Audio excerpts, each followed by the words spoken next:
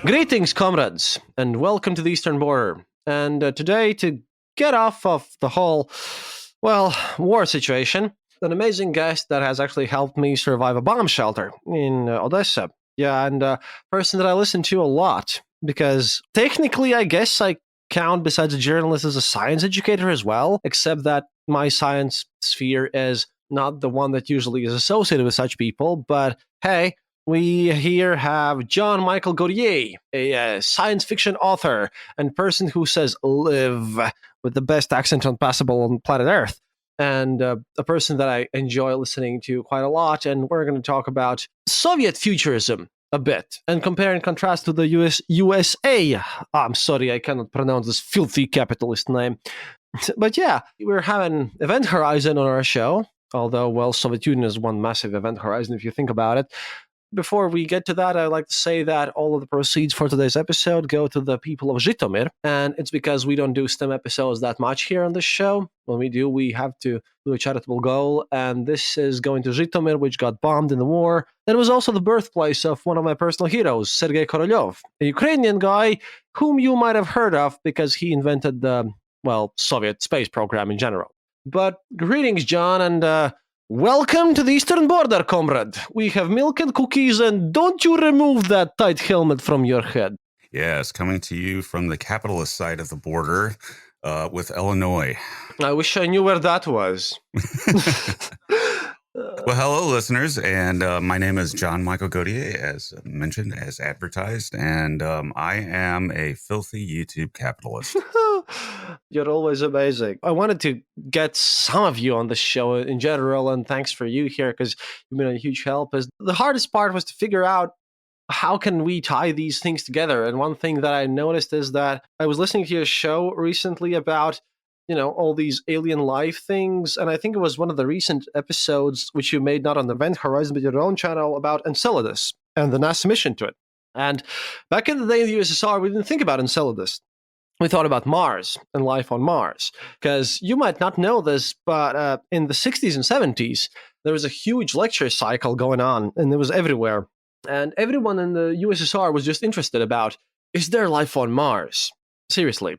And we also sent radio messages before the Venera landers to Venus, which just basically stated Lenin is great. No, seriously, it was just all about Lenin. And I wanted to talk to you about how did futurism turn out for the US? I mean, we can look back right now on how the Soviets viewed the year 2000, which obviously turned out to be the glorious communist paradise for everyone, as we can clearly see today, and compare it to, Western science fiction and everything. How did you guys think about the year 2000? Well, we overthought it in the United States. The reality of futurism is that, in science fiction, is that the people that were the most right were British, and that would be people like Arthur C. Clarke. And over here, we tended to do the opposite of the Soviets. We saw, a sort of bright future of Star Trek, going into space and solving the world's problems, finding world peace, everybody going into space as the human species instead of nation states. And obviously, this was grossly off base given current events in Ukraine. So we tended towards a positivist view of the future, but that really didn't happen because, honestly, the world really didn't go in that direction. It didn't change that much after the fall of the Soviet Union.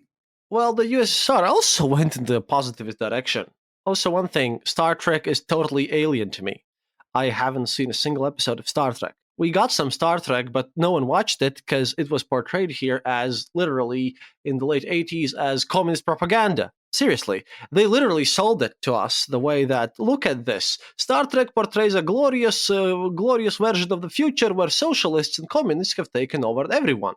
Well, that's actually acknowledged in Star Trek. In Deep Space Nine, they mention neo-communists. Yeah, but you understand how this looks like to everyone in the Soviet Union who's oppressed by it, right? Yeah, no, it was absolutely it was entirely for an American audience, and it was designed to get us to think differently.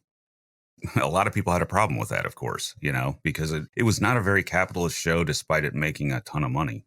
One thing, though, is that, for example, I've mentioned this on one of my previous episodes, But we saw Star Wars in 1970, I don't know when it came out, but over here it was portrayed as the Empire symbolizing the United States of America, and the Force being an obvious allegory for Marxism, and Luke being the proletarian hero who takes down the evil capitalist empire, which turned a lot of people here into fans of Darth Vader and the Empire since we were living in the Soviet Union. So if you look here in the Eastern Border, you'll find a lot of Star Wars fans who are all for Darth Vader and the Empire because Luke is a filthy, filthy socialist who wants to take away our cow. That's amazing. With the view of science fiction in the US, I don't know that we got any Soviet content as far as science fiction goes. I think it was a two-way street. We didn't get that. Now, what we did get was the science. And we got certain things like, for example, the papers of Nikolai Kardashev. There was some interchange between the academics. And in that sense, thinking about alien life and SETI, there was a dialogue between the US and the Soviet Union. And unfortunately, this is breaking down right now in modern times. There was a dialogue about a lot of things, and Kardashev was interesting with this, but it took a huge kind of effort for the Soviets to move away from this since, well, for one, in the Stalinist era, they literally called cybernetics a false science because, see, for the Soviets, it was all based in ideology, in the sense that scientific Marxism had to be objectively true. You take a political philosophy, you take some sort of a worldview, and then you treat it as if it was physics or maths, right? So for the Soviets, they really had to kind of adjust things. Therefore, cybernetics, which is all about, controlling the systems, or even genetics, because they were going with a very kind of theory which was all about cooperation and socialistic. Every objective truth in science had to be socialist for a while, which is also the reason why in the Soviet era, a lot of people thought that if you would meet a sufficiently advanced civilization in space, they would definitely be socialists, totally communists. They would basically have their own version of Marx. So it's kind of this weird thing where in the Soviet Union, they had a lot of scientific achievements, but they were individual people who did them. And in the whole system, for example, I remember that I was studying and was reading a lot of translations of historical works like Plato and Cicero for my history classes in university. And, they don't get translated in Latvian often, so we had to use Soviet translations for them. And every scientific work, every work that was translated into Latvian had the beginning section that would explain why this totally adheres to the Marxist ideology and why is this important for socialism all the time. And I'm pretty sure that you didn't get that in the West. You really didn't have to explain how is this related to the capitalist worldview. No, we didn't. You still can't control speech, and people get really touchy if you start injecting politics into certain things, which is one of the reasons why you never hear me say anything political on YouTube, is because I'll immediately slice my English speaking audience in half if I do.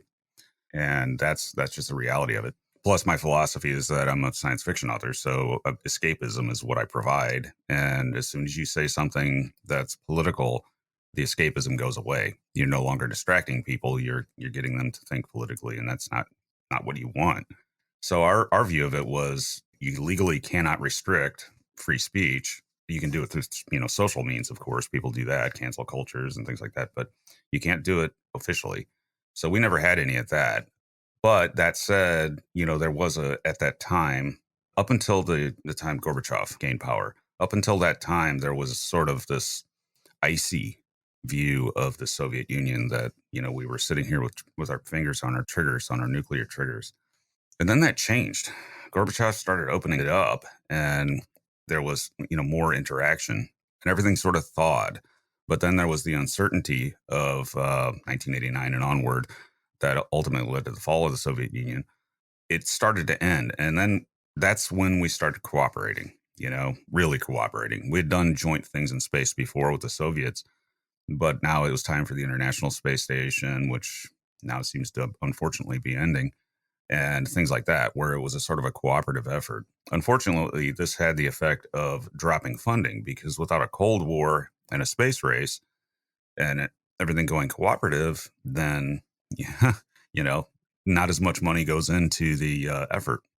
Now, I don't know how that worked on the Soviet side or Russian side, but here I can tell you, here money didn't matter because money was more or less imaginary. I mean, people up there in the higher ranks controlled everything, anyways. It was a planned economy, which meant that whatever party said the money went, well, it went there. And that's why Gagarin was the first to go to space, because he was from a proletarian background, he was ethnically Russian, he was carefully selected to be the perfect Soviet citizen to fly into space. He flew there as the first man in space, not to undermine his heroics, because he really was a great man. But that's the thing. This is the reason why the Soviet achievements, even though Latvia and all the Baltics were also in the Soviet Union, and a lot of people were tied to the Soviet Union, you won't hear us say, "Oh, we got the first man into space." No, it was Russia, because they selectively controlled all this situation, and it was all weird. The weirdest part was that recently, a couple of months ago, I guess it was like January or something, they unearthed a time capsule in Russia, and it stated that, hey, we greet you, people in the future who are all now living in socialism, those who do not know war and aging and sickness anymore. And then all of us in the Eastern Bloc, we just looked at this message and we went like, we wish. Right now, it's interesting to look at, how in 2015 people looked at the hoverboards and everything, but for us at this point, year 2000, for example, was the year where we would achieve communism, when we would go to space, and according to Soviet messages, and I quote here, every library in every village would have a calculating machine, electronic one. In the larger cities, maybe every section would have a calculating machine, an ESM. So that's a bit weird if you look at it these days. Well, if you think about it, I mean, that actually sort of happened here because early computer access, if you want to call a computer a calculating machine, early computer access in the US was through libraries, public libraries. So we actually ended up having that for a time. If you didn't, at the time, computers were rare and expensive in the 90s. But if you wanted to use one, you went to the library. I think the Soviets kind of made their mistake there with the computer thing in general, since cybernetics weren't a field where the Soviets really wanted to focus on. Like, they wanted to go through more analog means with everything. If you look at the Russian hackers today and everything, then you wouldn't think this, but the USSR really didn't see computing and computers as a general kind of future. That only happened under Gorbachev in the very late Soviet Union, where basically the leaders understood that computers would be a thing. Which kind of makes me think, to get this more in line with your show, you speak a lot about the Fermi paradox, and here on my show we can talk about a bit of political stuff. We're not going to touch United States politics. I'm sorry, that's off topic. But in general, if you think about the possible political systems, what if one of the reasons is that if Soviet Union could exist for such a long time without thinking that computers were a necessary thing and that analog stuff would be important, would it be possible that just, I don't know, some alien civilization just decides that, hey, we like all this stuff, but radio? No, let's just not use radio or computers and just never use it. They just don't use some technology that might make them known or something. Well, it's going to be about a very, very large lion's share of technology because much of our technology wouldn't be universal. For example, these microphones that we're speaking into would not be of much use to an alien civilization that doesn't speak, or doesn't communicate in a vocal way. Same with our computer monitors. We're looking at them with eyes, but that would assume that if aliens had an analog of it, that they would have eyes. They may not, Um, so you can't really project a universality on all technology that we use because it's very tailored towards being Homo sapiens. However, there are some that you can, and you can project that any alien civilization that goes to space and is spacefaring, has to have computing technology, some means of leaving their planet, whether it's a rocket or if it's a mass driver or something like that. So there are things that you can project that a technological alien civilization would have. And that's really the basis of SETI, is that we're assuming that, if they have technology, they're going to use the electromagnetic spectrum because it's inherent to the universe itself. It's everything about it. they would have radio telescopes because there's no other way to intercept that signal, you know. So if they know about radio and they're scientific, they're going to make a radio telescope, and it's probably going to look exactly like ours because that design is the only way you can do it. So there's really two ways to look at it. And when you evaluate technology and ask if aliens would have it, you have to ask, well, how human is this? How anthropocentric is this piece of technology? And you find most technologies serve humans, therefore aliens might not have them. But there's a handful that are universal. And another example of this to go into the future would be artificial intelligence. Everyone probably hits that. That's technological. Now, of course, there are civilizations that are going to choose not, as you say, not to pursue these technologies, but they're not going to space if they do, and they probably would not be easily detected, so we would never know about them. I can guess to the point with the radio telescopes. However, like everyone just keeps talking about, in this case, in my Soviet era history case, everyone keeps talking about space Jesus, and everyone keeps wondering about how the religion react to aliens. Meanwhile, like you mentioned in a lot of your episodes, we've been living with aliens since, I don't know, 17th century. No, seriously, culturally, we have. Dear listeners, go check out John's show, since we have.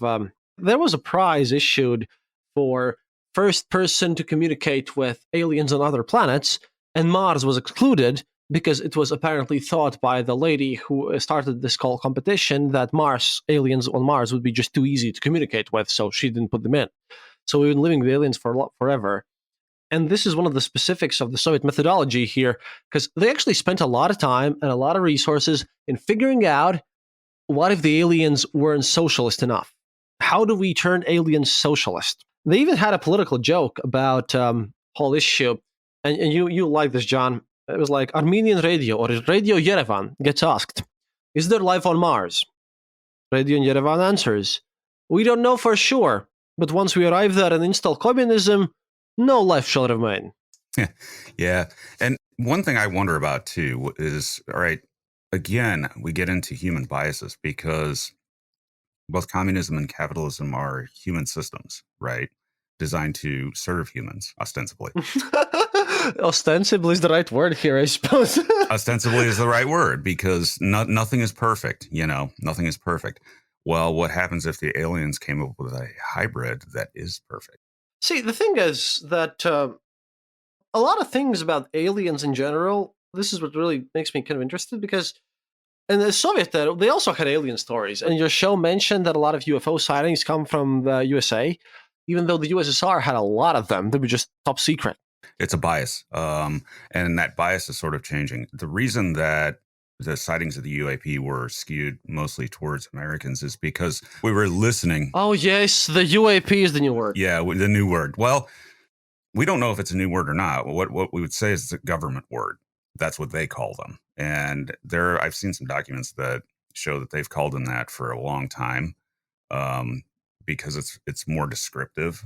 Unidentified aerial phenomenon as opposed to unidentified flying object sounds better and more professional. But the UFOs, UAP, whatever you want to call them, there was just a selection bias because we didn't know about the Soviet sightings of these things. And the same with China now. China maintains a rather substantial program looking into these things that we didn't know about until recently, until it was reported in some approved media outlets that they've been looking into them as well for a very long time. China sees them, and that's disconcerting because I don't think these things are of alien origin. I'll be completely honest. They don't seem to behave like I would expect an alien civilization to behave. They seem erratic and irrational, zipping around everywhere and violating the laws of physics and things like that. But I don't know what they are. They're unidentified. I don't know. But if one of these things is zipping around in the South China Sea, where you have rival navies in close proximity, that could be misinterpreted and start a shooting war. As a result, we need to know what these things are and if they pose some sort of aviation threat. And we need both sides, everybody that's involved to know that these things are there so that we don't mistake them for, something worse. And that brings up another Cold War era issue is false sightings of ballistic missiles, which happened, Oh, yeah. I mean, 2 months ago, we would be speaking about starting a shooting war with a bit of a laughter or something. But right now, well, we have a shooting war, which is, and one side of it, Russian side, is now portraying it as a blatant war against the West, for one, because, yeah, it happens. So all these things are weird. Kind of like the same idea about the ballistic missiles when, there was this movie, The Man That Saved the World, and he wasn't very well known until the 90s. The guy who was in the Soviet missile base, which basically refused the command to shoot nukes at the United States because of a blimp on the radar. It's the same thing on this side. There was well, one that pops into my mind happened at RAF Fylingdale, which is a British installation where they detected a missile that wasn't there. It happened in Swedish airspace, as I recall. It happened quite a lot, but they were able to work out that this wasn't really a ballistic missile, And I think that was probably mainly because it was only one. If you see hundreds of them, which is what the fear was, that's one thing. But if you just see one, it's weird. It's like, why did they lose control of something? But then you find out it was a ghost in your radar, and that happens a lot. Radar can be really touchy, especially in those days, and show you things that aren't there. The thing is that when it comes to UFOs, I've had a weird personal experience with them because I've seen a thing that I don't know how to explain. Really, it was a bizarro episode in my life. I was a kid back then, but I was in my countryside home, and basically the sky just turned orange in the middle of the night, like completely orange, and it wasn't one of those green rays because I've tried to find an explanation for this. I don't know what it was. Just the sky turned orange and something was in the sky, and like everything turned orange. Just was a bizarre experience of my own. But the Soviets really took these things very seriously because, as weird as it may seem, the Soviet Union took psychics seriously as well. They had something like an Area 51, except it wasn't a volcano. And when people no, seriously, I love it. when people speak about Dyatlov Pass, which is probably the most known thing, Yep. The very idea that KGB was testing a secret weapon, yeah, that's quite probably real because they didn't tell us anything. It's hard for Americans to imagine the information secrecy that we lived under, and then at the same time, we don't know anything that's happening in our own country, yet we get all these messages about how great we're going to live in the future. And another Soviet joke is the fact that Radio Yerevan gets asked, will there be KGB under communism? Radio Yerevan answers, no. By that point, people will have learned to arrest themselves. Well, that's that. The thing is that our secrecy culture was very different. It was always buried under top secret, and Area 51 and things like that. But you mentioned that you saw a strange sighting. Now, I have to caveat something here. I have seen a UFO, and I, to this day, have no idea what it was. And after spending 30 years or over 30 years under the night sky as an amateur astronomer, I'd never seen anything up until that point, which had only happened about 7 months ago. And then I saw something that I couldn't explain. All of a sudden, I'm like, there's nothing to this UFO stuff. They don't exist. I'd have seen one by now because I'm always under the stars. But then there it was. And I have no explanation for it. But I can tell you one thing. I don't think it was behaving like an alien spacecraft would behave. I think it was behaving like some weird atmospheric plasma phenomenon that we don't know about. And that's what I suspect here, that the Galileo Project is probably going to find that things happen naturally in our atmosphere that we're not aware of yet. But to get back us up on the subject matter, whatever that is, I suppose we're just smashing Soviet science assumptions together or something. One thing that really is lost these days with modern day Russia are actually the Soviet scientists, because for one reason or another, the Russians today are putting back up a lot of censorship on the scientists. And if you look at the Nobel Prize laureates since the year 1990 and since Putin came to power, there are more Russians who've gotten the Nobel Prize than anything really, who are now citizens of the United States or other countries rather than from Russia. And there's been a massive brain drain, which is really hurting everyone around in these parts, especially Russia. I was talking about how the real warfare, of course, is hurting people. But if you think about this, it just really pains me to see that all these people that I would, because I was born in the Soviet Union, I would call them my comrades and my countrymen, and now they've just moved abroad too. And this is what politics does to science. I think. Yeah. This is why we really should keep them separate. And it's worth noting, too, that Russian science was, and still is, extremely important in a certain area. which is materials science, synthesizing new elements. Russia has ruled the periodic table, which was, a Russian invented that, Mendeleev. Mendeleev, yes. Things you didn't know about Mendeleev. This is the fun anecdote about him. He got at this point, the Tsarist Medal for scientific excellence, but he didn't get it for inventing the periodic table. No. He got it because he, together with a baron of some sorts of Russian nobility, perfected the vodka. He invented also the 40% vodka. He basically discovered the fact that 40% is the optimum alcohol content, and he discovered it in, quote, months-long experimentation period together with Baron so-and-so, for which he got the award. Now, isn't there actually a vodka brand in Russia called Mendeleev? Well, I'm not sure about that. What can I tell you, though, is that Stolichnaya, if you ever drank Stoli, yes, that's not Russian vodka, that's Latvian vodka. I know, it's because I still see it on the shelves here, which Russian products obviously are sanctioned. So I still see Stolichnaya. There's another vodka called Kor, which I believe is Ukrainian, that we still see, but Russian products now. If it's Ukrainian, it's not vodka, it's called Kharilka. Well, we wouldn't know that over here. Oh, I know. That's why you should listen to my show, comrade.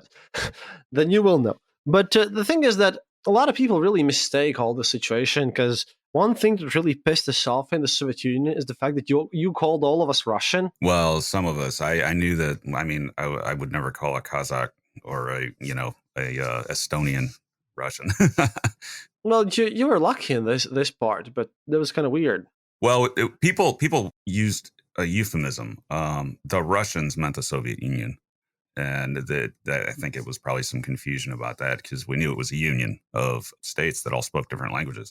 And then there was the Eastern Bloc, of course, which is under the Soviet sphere of influence, which was half of Europe. But talking about the sci-fi stuff, and you're a sci-fi author, one thing for sure is that currently a very popular series is the Stalker series. Video games, and now they're making Stalker 2. And Brother Strugatsky, praise be to them, they were the first dystopian authors in the Soviet Union. Because only after Perestroika, you could actually start writing these dystopian things. Because I was growing up on Harry Harrison. I was growing up on Asimov. All these kind of very positive United States authors, because they were the only authors getting translated. And then Perestroika hit. And then we got the first dystopia thing. And it was kind of a counterculture thing as well, because they didn't portray the Soviet Union in a very positive light. Meanwhile, at the same time, the modern day Russian science fiction authors, like the guy who wrote The Night's Watch, yeah, he's gone into full authoritarian mode. It's kind of weird, because in Soviet Union, science fiction was the official genre of literature. And they used it for propaganda reasons a lot, because it was fully materialistic, because the Soviet Union denied existence of anything paranormal whatsoever. For them, aliens were communists and they were fully scientific, which is kind of an interesting thing, because in the United States, you think about aliens as being some kooky idea, the UFOs and UAPs, and everything. But Soviet Union took them seriously. This makes me think that, how much do we filter our current political situation through these lenses of sci-fi, and how much we portray this, and how much does this fall into the real science sphere? Because currently today, Mr. Putin declared that this decade will be the decade of science for Russia. And on the very same day, Russia granted its first patent to a perpetuum mobile. So I don't even know what's going on there. It's just that I'm just seeing these cultural lenses everywhere. It's getting harder and harder to keep your thumb on the wrist of Russia right now, because it's obviously engaged in a war, and there's a lot of propaganda, and things Putin's saying now is very different from the old Putin, and things he used to say. So it's hard to really know what's really going on. And with it being isolated, it's going to get worse, and I worry that this is going to create a problem going out into space, because I want us all to go to, space. I want the entire world to be engaged in space exploration. And it's unhelpful, it's unhelpful when you can't have the United States and Russia working together, and that's a tragedy for me. I mean, we need the International Space Station with our Russian colleagues and everybody else that's involved, to give us something global to look at, something to look forward to. Roscosmos used to be great. Oh, yeah. Roscosmos really used to be great because I've heard a lot of people, and this is what I hear a lot on my show, is the fact that I tend to banter with people about the metric system a lot, and then they tell me, "Oh, but we landed on the moon," and then I have to remind them, "Yeah, you did that using metric." Well, I have to plead the fifth here because I use both systems. If there nothing beats a millimeter if you're measuring something small. The imperial system just is not as good as the metric system. But I also think that on long distances, I actually prefer miles over kilometers. I can't think in miles. I can't really put my head around it. You're culturally, you probably never had them. I think they were originally British, and we inherited them. You call it the imperial system. Where I come from, we had a different empire and a different measurement system. In fact, in the Baltics, we've had about, 6, 7 different empires ruling over us, because each empire had its own system before this. Right. And you can look at how currency works. Not everybody worked on a decimal system. Spain worked on 8, ocho reales. They actually worked on a system of eighths. And weirdly, that system actually persisted in my lifetime up until probably the 90s in the stock market in New York, where it was still in eighths. And that was a relic of those days of Spain's influence on the New World. But the thing is that systems of measurement, we probably need to settle on metric because that's the most widely used one globally. But you also, getting people to switch is the real trick, especially when they don't have to. I always ask the very same question. I mean, 1 cubic centimeter of water is 1 milliliter, and it also weighs 1 gram, and it takes 1 calorie to heat it up by 1 degree Celsius. And, there's 1,000 of them in a liter. So how many cubic inches of water are there in a gallon? Oh, who knows? The thing is, what I think really poisons it, as far as the adoption of the metric system in the U.S. is cooking, because 454 grams of chicken is cumbersome as opposed to just saying a pound. And so I think that system sort of perpetuates. Get rid of the pound kilograms. I've done some cooking in the US, and what ruined it for me? You have measurements in spoons and like cups, and what's the worst part? I found out that European cup is 200 milliliters. United States cup is 250 milliliters. Yep. And the strange thing is that system, it only applies to certain things because it will switch on a dime to metric. And one example of this is drugs. Drugs, like cocaine or something like that, always measured in metric here. Always. You buy a gram, you buy a kilogram. Well, kilogram really gets you in trouble. But oh man, a kilogram of weed. That one goes in ounces. Grams, I think, might be taken over there. I don't know. That's a very fluid thing here. In one sense, I kind of am worried today about this whole situation, because the Soviet Union presented itself as this bright and shiny thing, and we didn't worry about ourselves in metric system. And one thing the Soviet Union really had, and this hope is now lost, the fact that as terrible as the Soviet system might be, the system itself portrayed it as always having the knowledge that we will beat the filthy capitalists, always. And I think that maybe you can explain today's Russia with the sense that this message is now gone, because it is illogical. You can't just leapfrog and get to the United States or China even, or something like that. For us in the Eastern Bloc, the very idea that we'll go to space and introduce socialism, we will socialist the fuck out of everyone, basically. Yes, you can swear on this show.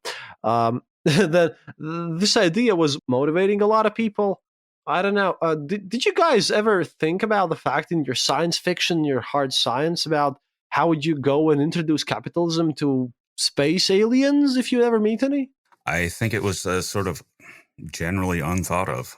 Like I said, we tended to view space in the paradigm of either, this utopian view like Star Trek, or a dystopian view like, Star Wars partly is.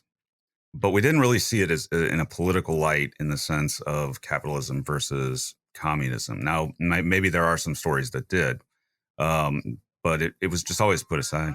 Warhammer and BattleTech forever. Warhammer and BattleTech forever.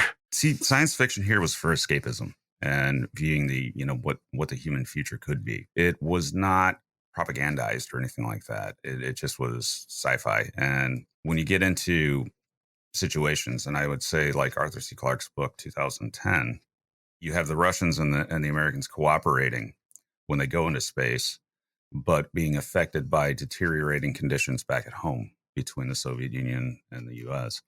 And it was just seen sort of that way, that try to cooperate, try to get past the problems of this planet, because when you leave this planet behind, you should leave the baggage behind, and that was, I think, the general sense of it all. Now, I'm sure there are stories out there where it was much different, but fundamentally, it was a positive thing with a hope. I mean, what is sci-fi if it doesn't give you some kind of hope?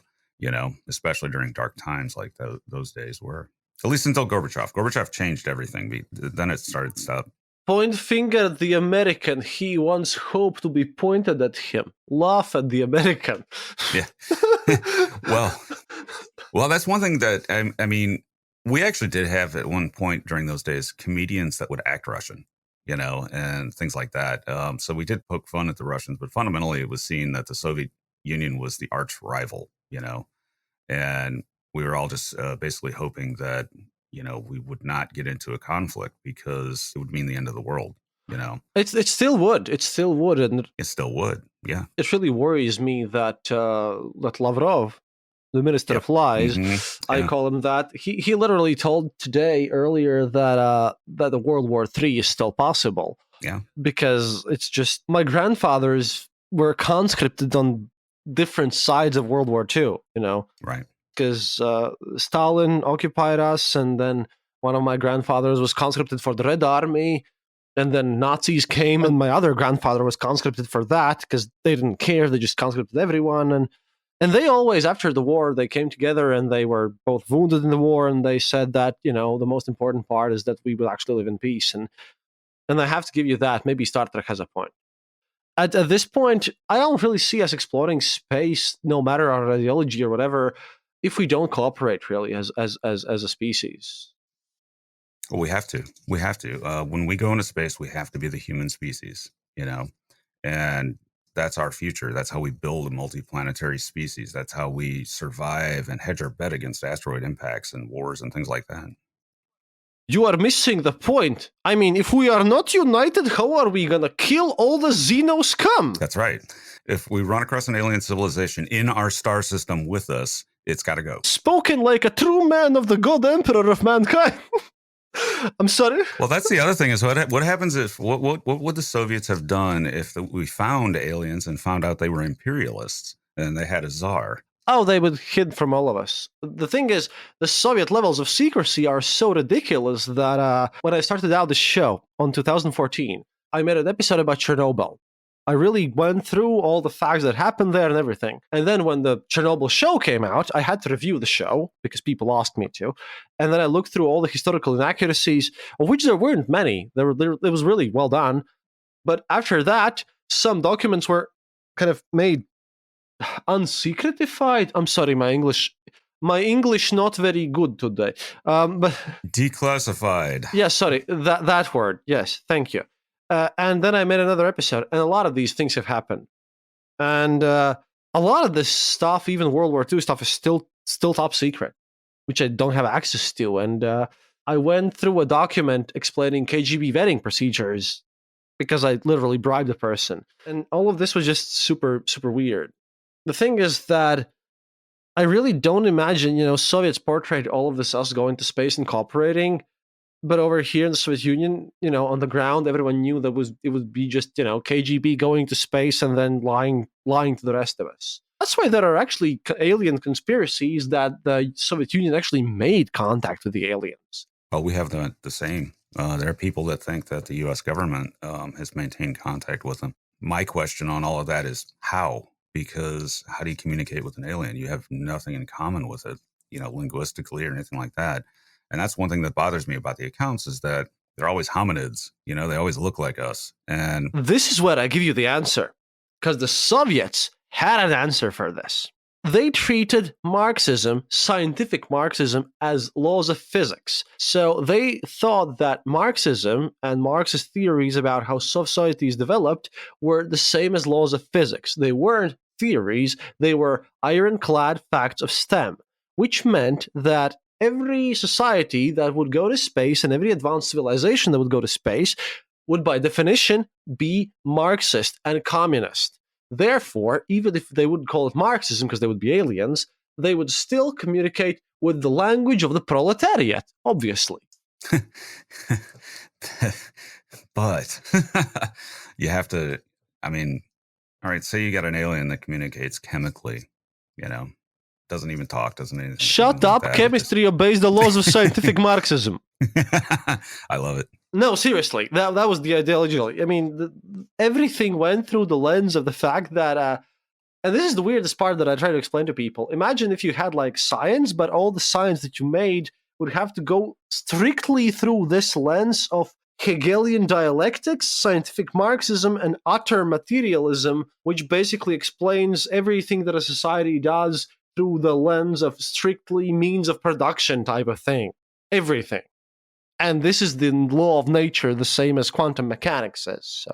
And see, that's going to skew it, though, because you don't, whenever you start applying filters, you don't necessarily arrive at truth. What do you mean, the truth, comrade? See, that's the thing, is that it's hard to, well, look, I think most people in the Soviet Union knew they were being lied to, right? But you just couldn't say it, or else you know. This is the thing which is hard to explain to people, that you didn't worry about the secret police watching you that much. You worried about your neighbors writing a report on you. Right. This is why what really stunned me when I went to the United States is the fact that, for example, I'll tell you a little thing. When you stand in the queue or a line, I'm sorry, learn British English at school. When you stand in line, you talk to each other about random stuff. You do small talk. We don't have a concept of small talk. We don't.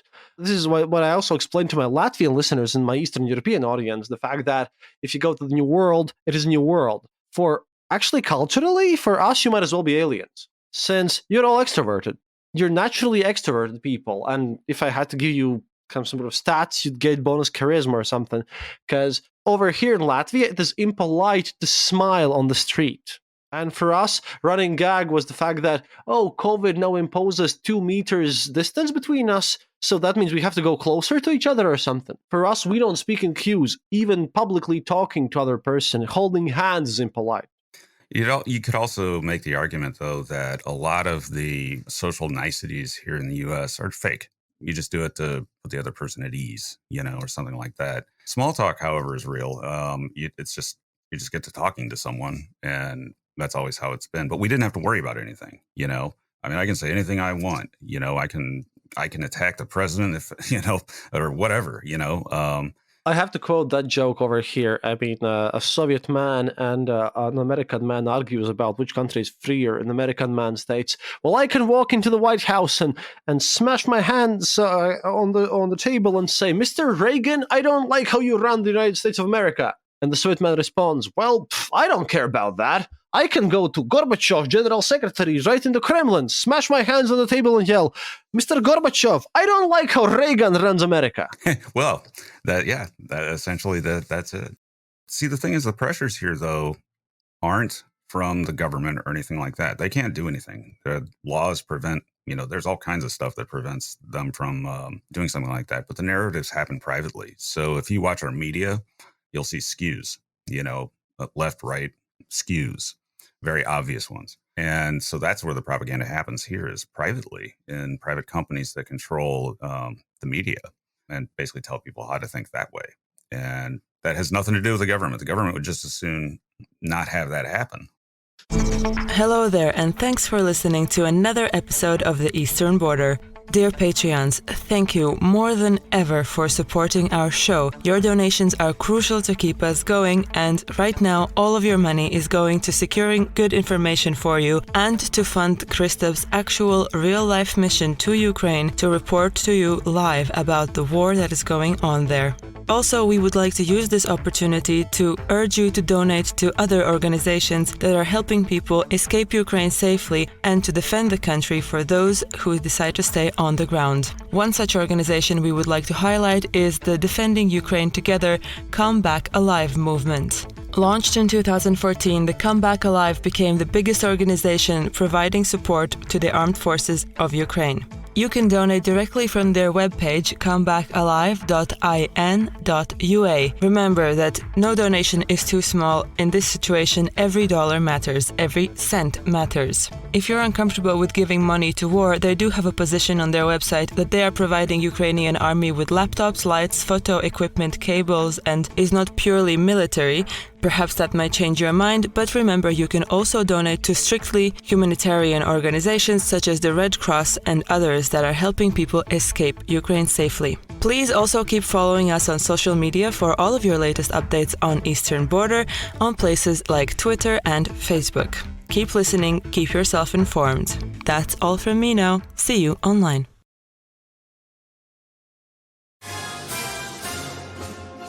But switching this around, if you turn this again to aliens, because we have to speak about aliens. And again, I'm really sorry, guys, because Arets couldn't make it because he's busy today. Very sorry about that. But if you think about aliens, if I would have to explain UAPs by aliens, I would rather translate them to random drunk alien teenagers doing stupid stuff. I mean, if we would ever have a first contact, why would it ever come from an alien government, even if they have a government? I mean, it could be alien ISIS. It could be alien drunk teenagers.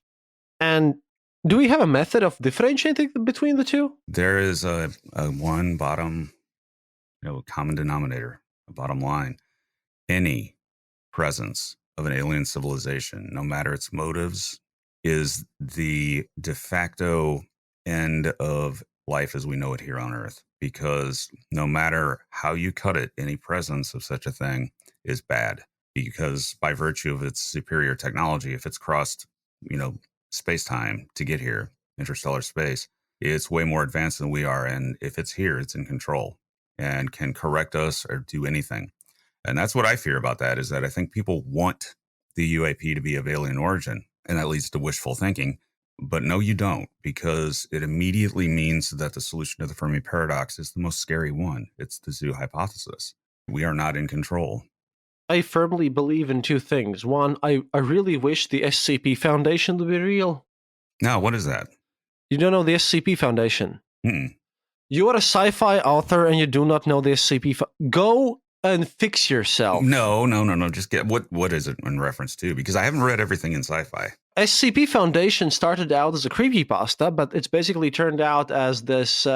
Basically, take X-Files, right? Mm-hmm. But turn the X-Files Foundation into a basically super-powered organization that contains paranormal threats. Oh, this type of thing. It's really good. It's really good. They started this whole thing. It's pretty old at this point, but SCP Foundation it's a wiki at this point with tons of entries. It's like they have threat levels and they're kind of like, how do you contain this threat? They're really good. They have a lot of stories. It's a great place where beginning sci-fi authors now start these days. The thing is that if we talk about hard science here, I do believe that collapse of the Soviet Union, as much as it did harm, politically for all of us, the collapse really freed a bunch of nations. But scientifically, I made a bunch of episodes on my show about the Soviet MiGs and the Soviet tanks and the Soviet Ekranoplan. Ekranoplan is best, of course. That was the ground effect vehicle. Yeah. Yes, that thing. And the Caspian Sea monster, yeah. Mm-hmm. And there were a lot of projects that the Soviets really wanted to achieve. And I truly believe that if Soviet Union would have stayed, and if Russian government would have just allowed this to continue in some way or form, and that's one rock that I can throw to the Western capitalists, because if the West would have given a bit of funding to at least some of the Soviet projects, such as actually a Venus mission to check out if there's life on Venus in the atmosphere, yeah, we could have found out about that phosphine a bit earlier if it exists there. Well, one of the points of evidence towards that is a detection from Venera, one of the Venera probes. The Russians had magnificent luck with Venus. Didn't have very much luck with Mars, but exploring Venus, they had fantastic luck. Let me tell you something about the Venus probe, the Venera landers. The things you Americans have never heard about. Do you know why that probe lasted there for 15 minutes as long as it did? Good electronics, robust. No. Cast iron. Yeah. Well, It was made out of cast iron. Like it works. It was the Soviets literally, they didn't sorry about the word, fuck around. They encased the whole Veneta lander. It was basically a ball of cast iron. It was just dropped there, straight up. Blammo. The thing is, it worked. And it worked. I mean, that characterizes a lot of Soviet era technology. If it works, it works. The Soviets warned us about this. We made a very, very delicate space shuttle, foam tiles and everything. And they warned us. They're like, you're overcooking the turkey. That could be dangerous. And it turned out it was. I haven't eaten turkey in my life. Just say it. You don't have turkeys in Latvia? No, we don't. Oh, you need them. We'll rephrase it. Don't overslice the tomato. But yeah, they actually did. They warned us. And you remember the Soviet space program had its own space shuttle, Buran, and only launched once remotely. But about the Buran.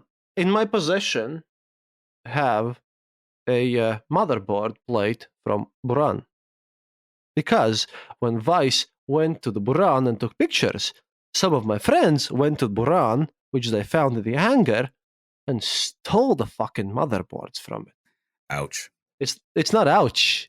It is illegal as fuck. Well, but, it's illegal, but also the fact that what happened to Buran, with the collapse of the hangar, was a tragedy. I mean, that thing was, number one, it was historic because it's Soviet space history, but also the Soviets spent a lot of money developing that, and just to have it, destroyed in a collapse is terrible. By the way, do you know what Buran means? What does it translate to? No, I don't. I used to, I think, at one time.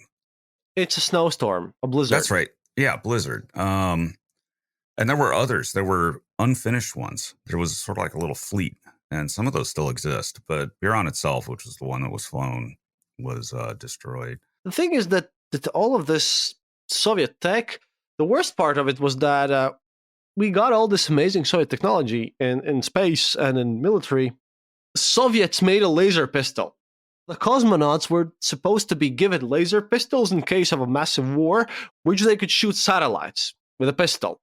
That was the plan. Yeah, we were looking at the same thing called Star Wars, and it was particle beams from satellites. Soviets made all this army shit, but they couldn't provide all of us with food. That's why the Soviet Union collapsed. Well, that's, that was the sad thing, and that was a sad effect of the Cold War, is that it was very expensive on both sides. I mean, we still owe tons of money from, equipment in the 1980s, building a 600 ship Navy and all the things that we did. We still owe that money. We run a deficit permanently. We take on more debt each year as a country. So it was a sad affair because I don't really see why there had to be any rivalry at all, because both sides, the Soviet Union and the U.S., were rational enough. They were worried about war, but they were rational. Nobody wanted to die. Nobody wanted to end the world. So I wish it would have been the Cold War had not happened and that we could have sort of avoided that. But it was also, we never did really get along with Stalin very well. And that's what kicked it off, I think. I would like to say no one got really well along with Stalin, but the correct way to how to phrase it would be Stalin really didn't get along with anyone. No, he didn't. And he had a certain way with people. Well, yes. He made people go away. Yeah, he purged them. And the weird thing about Joseph Stalin is he wasn't really even ethnically a Russian. He was a Georgian, as I recall, wasn't he? Yes. I mean, you're talking about Mr. whose actual surname was Jugashvili. Yeah, Stalin means man of steel, doesn't it? Something like that. Yep, that was his... I have a whole episode series about this. Yeah. He also used to rob banks.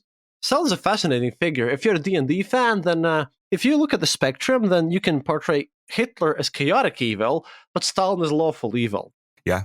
Stalin is the epitome of lawful evil, because if you want to look at someone who's utterly committed to bureaucracy and rules and everything, and yet is utterly corrupt and evil, then that's Stalin for you. Straight up.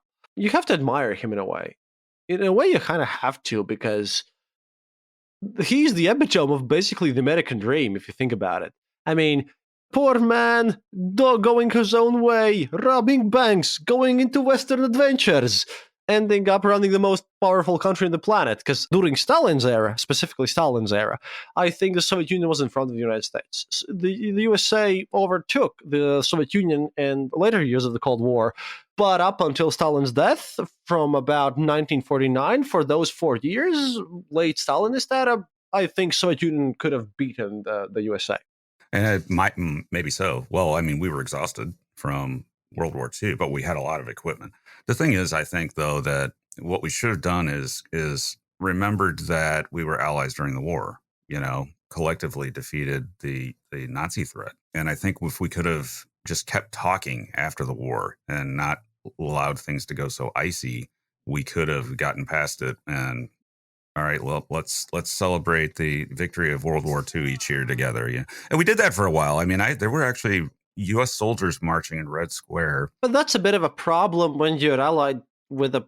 If the USSR would have stayed in like the borders, which before the Molotov-Ribbentrop Pact, Yep. if they hadn't taken the Baltics and right. Messy stuff. I mean, Messy stuff, and it resulted in the Cold War. And this is like the last question that I would like to ask you here on record, at least. I mean, we've spoken a lot about history here, and I'm really glad that I got to talk to you about this because I'm a huge fan of yours, and I hope that at least someone, from your show also will try to listen to some other episode of mine. But what makes us think that any aliens that we might find that would kind of be intelligent enough wouldn't have their own Cold Wars? Well, they could. Well, one thing that sort of seethes in the underbelly of what I do is the idea that to go to space at all, you need to have some brand of aggressive tendency, boldness, and things like that. And that doesn't really bode well for the idea of an alien civilization that's peaceful. They may not be. You could turn this around and say they're worse than us, right? So say the first technical signature we see is a huge war, signs of a huge war in space. So it could be just as easily be that aliens aren't friendly and they're worse than us, and that the moment they see us, they attack. Or even worse than that is if it's a machine civilization where they've, the biological component is long gone and it's just an artificially intelligent, super supercomputer that is bent on its own survival. And if you get in its way, you're gone. And it may purge, like in the Mass Effect universe, it may purge all life in the galaxy, in which case it's a supervillain. It's worse than anything imaginable. I've played enough Stellaris to know what you're talking about. Right. So there's those ideas too that we might actually be better than we think we are compared to alien civilizations. But that said, we're still here. Nothing has destroyed us. So, and it's had, billions of years to purge life on Earth before it ever even got to a civilization. So since that hasn't happened, that at least suggests that maybe things aren't so bad. It's also possible too that there's no one else in the galaxy. That we're here alone. What really motivates me in this case? The fact that there's a bunch of weird studies on Reddit, maybe called Humanity Fuck Yeah. And if you think about it, we poison ourselves. We poison our atmosphere. We kill ourselves on the daily basis. We drink poison for fun. Okay, so if you think about it, there's something very Soviet in this. If some alien comes and invades us, let them come to my parents' house in Siberia. I will welcome them in Archangel. Let the winter over there in -50. It's going to be fun. Unless it's from a very cold planet. Well, then we will drink vodka and eat shashlik. What's the problem? Now, the thing is that I've also told people from Supernatural podcasts on all this situation. We like to think about aliens and sometimes ghosts and paranormal situations, but if you look at our history, there was a lot of people who are like, oh no, aliens abducted me and everything. But if you put all the paranormal, unexplained threats to humankind together, they still haven't killed as many people as Hitler or Stalin did in one go. Oh no. Living people are much worse. Definitely. That's the reality of it. I wish such people didn't exist. In a way, maybe. I think it's kind of like stepping stones. Maybe it's kind of a challenge that we as civilizations have to go through. We have to figure this one out because... Well, you have to figure it out because if you don't figure it out, you don't survive it. Yeah, because One thing that I'm really afraid of is that I'm much more open to the idea of microbial universe. And by the way, this comes from my girlfriend. She's a biologist, and I don't know what she's talking about here because I'm not a biologist. But she says this is a question I'm literally reading from my phone now. Do you think life on Europa would be more related to archaea or bacteria? I say archaea. I think it would be the simplest life. Can you please explain to me and to my listeners what is archaea? Asking for a friend. Archaea, it's the earliest, simplest form of life on Earth. It's where it starts. It's where life starts. Starts with the very simplest microbe, and then it gets more complex as evolution takes hold, and then it becomes bacteria, and you get the leap from prokaryotic life to eukaryotic life, where you get an energy source in the cell that wasn't present before, which enables more evolution. My life about biology stuff comes from you and Isaac Arthur. Then I show it to my girlfriend, and then she explains this stuff to me. I understood physics and I understood chemistry. Biology was always bizarre to me, and it took me 30 years of life to understand that there is more than one mitochondria in a cell. Right. I'm dumb in this city. That's the thing. So I think that any analog of Earth life that forms in an ice shell moon, like Enceladus or Europa, probably starts in a similar way. I mean, you can't assume maybe there are other paths. Maybe we'll find something we've never seen before that isn't common with Earth life. But just going on our sampling of one, I would expect the life there to be very similar to ours in that it starts very simple and then maybe it got more complex later. And maybe, just maybe, it could be really complex. And there's bioluminescent jellyfish and sharks and, analogs of those things in these oceans. But we really don't know. I mean, at this point, we know nothing. We just know that there's water there. So with coming missions, especially to Enceladus, which is what that video was about, that has a really good chance of answering the question, because if you've got frozen microbes there, we'll see them. And then we know. What'll be fun is to determine the genetics of it and sequence the genome, which is part of that mission, because then it'll tell you if it's a truly unique second genesis of life in the solar system, or if it's somehow related, and that it it is a cousin through panspermia of microbial life on Earth. And we might even be able to determine which came first. If the Enceladus life or Europa life looks genetically a certain way, we can sort of reconstruct that and say, this is earlier, which would mean that we actually are originally from those bodies, one of those bodies. We could be from Europa as, life on Earth. My favorite idea that you've postulated on the show is about the shadow biosphere. Mm-hmm. I really like that idea because, by the way, Augie, if you're listening to this is for you. Sorry. But the shadow biosphere is something that really fascinates me about the desert varnish on the alien moons and whatever. What really turns me off this thing is that how alien would it have to be for us to have not noticed all of this? For example, I can quote you. There was a biologist that told us that life on Earth is basically nematodes. If you just take everything off, you would have nematodes everywhere. This shadow biosphere looks like something that I want to believe in, just like string theory, but it doesn't seem to be realistic at all. And yet you have had people on the show way more educated than me because I'm just a historian, not a STEM person at all. So why do so many people get into this idea? Because from my shallow perspective, it seems like very unrealistic that we haven't noticed it yet. Well, there's a couple of ways to think about that. The shadow biosphere, when we look at microbes and study them, there's certain methods, and those methods are tailored towards finding actual, Earth life as we know it. It's not really tailored to find something else, And the other problem is that we don't know very much at all about the microbial world. I mean, we find new species of microbe constantly. They're everywhere. You find them on the ocean floor and they only exist there, and it takes you forever to find them. So it could be missed that way, but there's a problem. And the problem is that any second genesis of life on Earth immediately has to contend with the first genesis that we descend from. Maybe the reason that we don't see shadow biospheres and we don't see second occurrences of life on Earth is because it immediately gets eaten. As soon as it shows up, it gets eaten. And that's why we don't see it. And we can't prove that that's never, that's not happening. And it could be that life is arising on this planet constantly, and it just gets eaten, by the pre-existent life. And that's the rule of the universe, is that if you're first, you survive. If you're second, you don't. One of the things that I really wanted to ask you, because I watch a lot of paranormal YouTube channels, specifically about UFOs, because that's my hobby. I watch the Ancient Aliens ones. By the way, one of the recent Ancient Aliens videos was about how Putin is a lizard person and how he started this war in Ukraine to basically dominate human race, which is just, if lizard people would exist, I would vote for them, definitely. I think that's actually been said of every Western leader as well, as by some conspiracy theorists. They think they're all lizard people, and they go looking for definitely pictures of them where their eyes are actually reverting to slits and things. That's the Queen of England.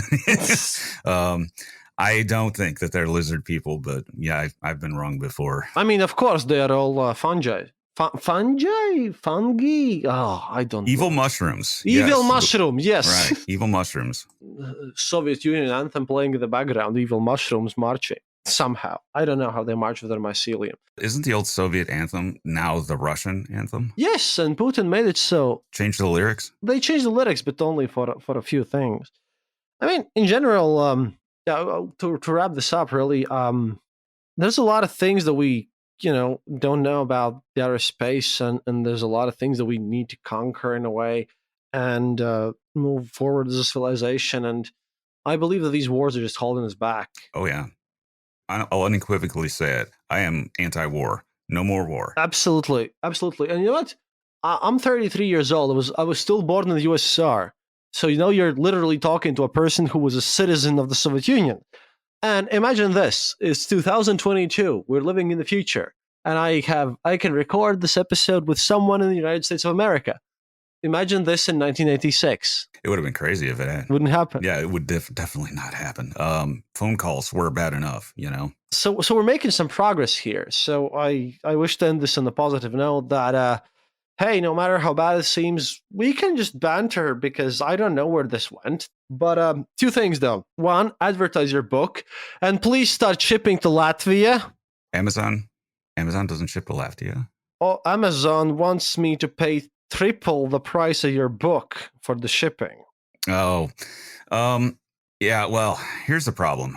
I'm working on a way to offer signed books. People get asking me for signed books. And international shipping in the U.S. has gotten just silly expensive. And I just don't know how to fix this. If I could, I'd actually have it translated into Latvian and have it offered, domestically there, The only person who can translate it to Latvian at this point is, well, me and my friends. But send me a PDF file and I'll see what I can do. I can turn it into a Latvian audiobook at least, or a Russian audiobook. I probably gonna translate it to Russian. Yeah, email me and I'll send you a PDF. I'll send you both books actually. I really want to read something that you have created, because I can't legally right now, and no one has pirated it yet as well, so I can't even pirate it. I am actually a bigger author in China because of piracy than I am in the U.S. And finally, we really hope that this banter turned into something useful. At least I do. I don't know about John. He's the person that says live for unknown reasons. Please explain how that started even, and then do your classical ending, because that's amazing. But do explain how it started, because it's amazing. How that started was, all right, I'm somewhat of a silly person. I believe, incidentally, to go back to what you said first, I believe the internet is key to world peace. Because if you can get people dialoguing and doing what we're doing right now, it brings the world closer together through understanding, right? So what we all need to be doing is gaming and, doing all these things on the internet and dialoguing and speaking. And eventually that defeats the whole rivalry, that people have. People get to know each other. And I think that's ultimately going to be what makes it impossible for governments to go to war, is that dialogue. That said, the live came from me just being playful with the audience. I always end on a joke, usually on my original channel. And I thought, well, if I do something weird with my speech at the end, who's going to notice? And it turns out everybody noticed. And I'm like, wow, people are watching my entire video all the way to the end just so they can hear how I'm going to say a word. and I just think it's funny. Wait, the advanced dolphins that are gonna rise up and kill us all is a joke? Yes. And yeah, what was the one from last week that I did? I forget now, but I think it was the Enceladus space shark that takes out the probe. Yes. The space shark takes a probe. I mean, So it's all ultimately just my weird, quirky humor. you have to finish this one with your live, but let me start this. And to finish this one off, we obviously need the XCOM. XCOM is clearly what we need to protect us from the evil space Soviets, which are gonna come and destroy the planet upon which we live, sort of. Do you want me to give my outro, my full outro? Yeah, sure. I can do it. Here we go. Thanks for listening. I am futurist and science fiction author John Michael Godier, currently on the Eastern Border podcast. And be sure to check out my books at your favorite online book retailer and subscribe to my channels for regular in-depth explorations into the interesting, weird, and unknown aspects of this amazing universe in which we live. Great, comrade. And now go back to your cell. Yeah, go back to my cell. Ah.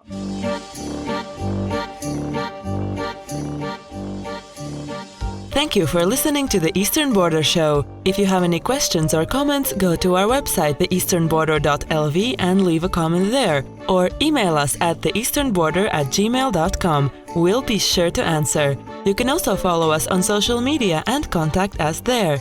If you enjoyed this episode, then leave us a review on Apple Podcasts and tell your friends about us. It really helps us grow the show. And remember, happiness is mandatory.